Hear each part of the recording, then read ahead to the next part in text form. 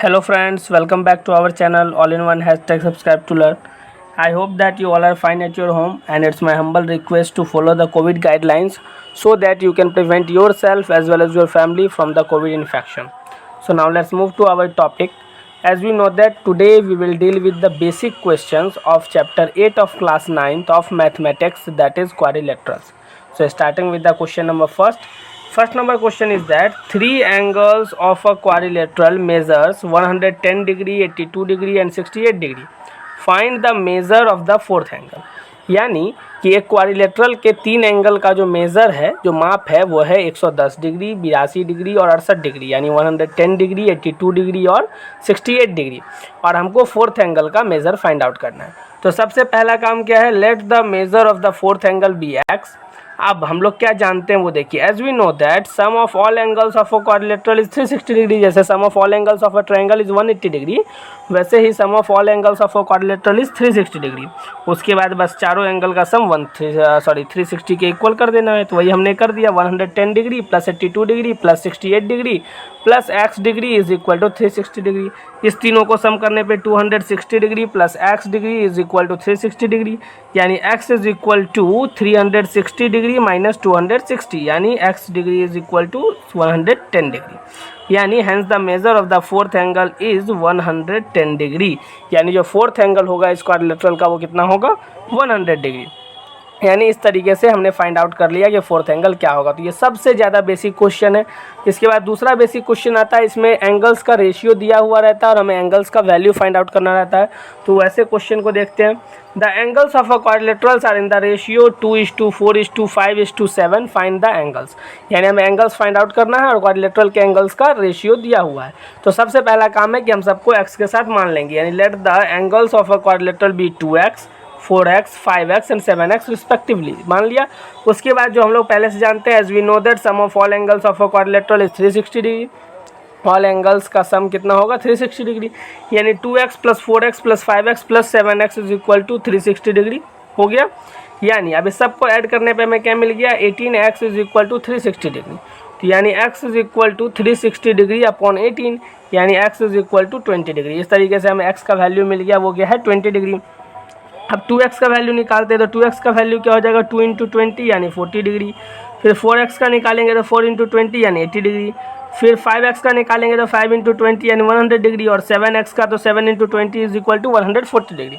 यानी hence the angles of a quadrilaterals are 40 degree, 80 degree, 100 degree and 140 degree respectively. यानी इसमें भी हमें क्या करना था, एंगल्स फाइंड आउट करना था। क्वाड्रिलेटरल का रेशियो दिया हुआ था, तो हमने रेशियो को सबसे पहले x माना।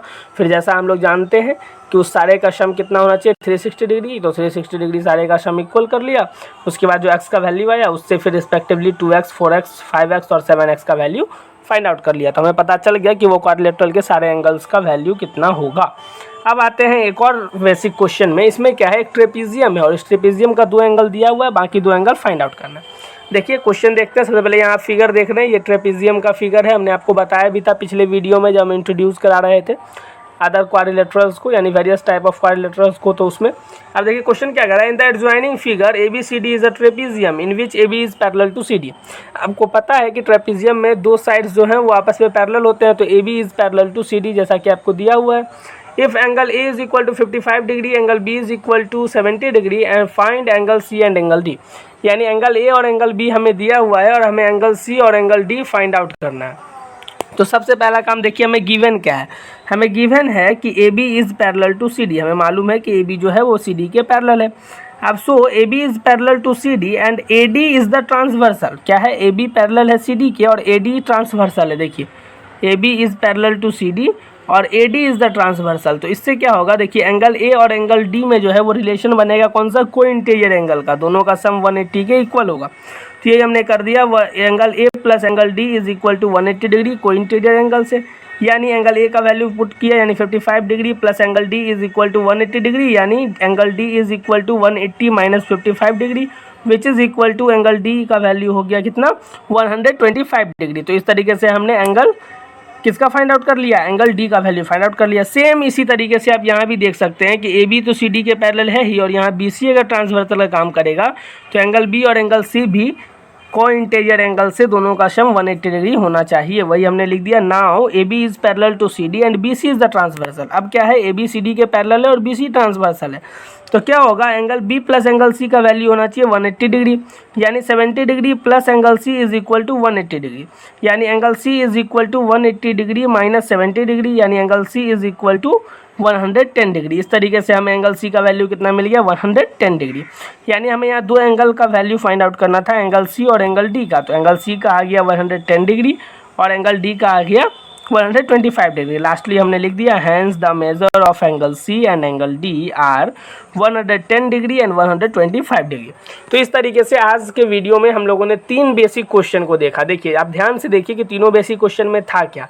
पहला जो बेसिक क्वेश्चन था उसमें तीन एंगल्स दिए हुए थे, चार एंगल्स में से, और हमें फोर्थ एंगल का वैल्यू फाइंड आउट करना था। उसमें भी आपने देखा कि एक्स माना हमने, और x मानने के बाद हमने सिंपल जो हम लोग जानते हैं कि some of all angles of a quadrilateral is 360 degree, उसका यूज़ करके हमने चौथा एंगल का यानी फोर्थ एंगल का मेजर फाइंड आउट किया।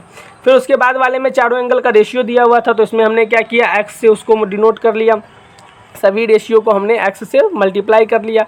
और उसके बाद जैसा हम लोग जानते हैं कि सारे एंगल्स का सम कितना होगा, तो 360 डिग्री होगा, तो सारे का सम 360 डिग्री के इक्वल करके हमने एक x का वैल्यू फाइंड आउट किया, और जो x का वैल्यू आया उससे हमने 2x का वैल्यू फाइंड आउट किया, फिर 4x का, फिर 5x का, और लास्टली 7x का। तो इस तरीके से हमने लास्ट में बता दिया कि चारों एंगल्स का जो वैल्यू होगा, मेजर होगा, वो कितना होगा। और लास्ट में हमने एक फिगर वाला क्वेश्चन डील किया, जिसमें हमें पहले से पता था कि वो फिगर क्या है, तो ट्रेपीजियम का है, जिसमें A B parallel to C D है, और हमें एंगल ए और एंगल बी का वैल्यू फाइंड आउट नहीं, मतलब कि हमें गिवन था, और हमें एंगल सी और एंगल डी का वैल्यू फाइंड आउट करना था। तो इसमें हमने क्या किया, तो हमने पैरेलल लाइंस का प्रॉपर्टी यूज़ किया कि दो लाइंस आपस में पैरेलल हैं और उसको एक ट्रांसवर्सल कट करता है, तो फिर जो कोई इंटीजर एंगल होते हैं उनका सम 180 डिग्री होता है। उसका यूज़ करके हमने पहले एंगल डी का वैल्यू फाइंड आउट किया, उसके बाद एंगल सी का वैल्यू फाइंड आउट किया, और लास्टली हमने लिख दिया कि एंगल सी और एंगल डी का वैल्यू क्या होगा। तो आई होप कि आज जो हम लोगों ने बेसिक क्वेश्चन को डिस्कस किए हैं वो आपको समझ में आया होगा। जिस तरह के क्वेश्चन को आपने पहले क्लास 8 में भी बनाया होगा, तो उससे भी आपको कुछ रेफरेंस मिला होगा कि आपने क्लास 8 में जो बनाया था उसी तरीके से हमने यहाँ बनाया, तो आपको उससे अब माइंड में आ गया होगा कुछ क्वाड्रिलेटरल की बातें। अब हम लोग फिर कुछ और बेसिक क्वेश्चन होंगे तो उसको नेक्स्ट वीडियो में डिस्कस करेंगे, नहीं तो फिर हम लोग चले जाएंगे क्वाड्रिलेटरल्स के प्रॉपर्टीज़ की ओर। ठीक है फ्रेंड्स, तो आई होप कि आप लोगों को कोई दिक्कत ना हो। अगर आप लोगों को किसी भी तरह का प्रॉब्लम हो, किसी भी तरह का डाउट हो, तो आप प्लीज़ हम लोगों के साथ कमेंट बॉक्स में शेयर कीजिए अपने डाउट्स को, तो हम लोग उसके लिए जो भी उसमें क्वेश्चंस होगा, जो आपको डाउट होगा, उसको क्लियर करेंगे। ठीक है फ्रेंड्स, तो लास्टली यही कहना चाहूँगा कि अगर अभी तक आप लोगों ने टेलीग्राम चैनल भी ज्वाइन नहीं किया तो उसको भी ज्वाइन कर लीजिए, ताकि आपको वहाँ से सारे नोट्स वगैरह अवेलेबल हो सके। ठीक है friends, so thank you so much. Now we will meet in the next video and then we will deal with the basic question or we will go to the properties of different quadrilaterals. Okay, so thank you so much.